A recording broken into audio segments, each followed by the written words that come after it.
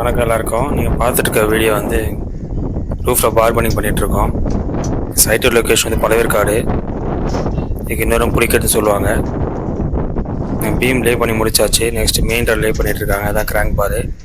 10mm rod use பண்ணியிருக்கோம். 6 inches spacing. Distributor 10mm rod தான். 6 inches spacing.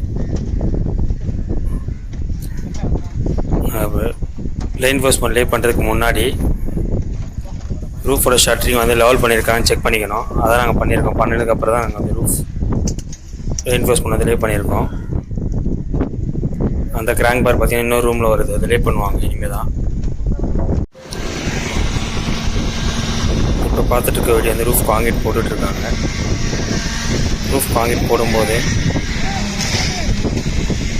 Vibrator கண்டிப்பாக beam use பண்ணணும். ஸ்லாப்லேயும் use பண்ணலாம், தப்பு இல்லை. அதே பேர் நம்ம சைட்டில் பண்ணிகிட்ருக்காங்க. இது மேனுவல் மிக்சிங் தான். ரெயின்ஃபோர்ஸ்மெண்ட் கீழே கவர் கரெக்டாக இருக்கா, ப்ராப்பராக இருக்கா செக் பண்ணிக்கணும். நம்ம செக் பண்ணிவிட்டு உங்கள் சைட்டில் செக் பண்ணுறாங்கன்னு நீங்கள் பார்த்துக்கோங்க. தேங்க்யூ.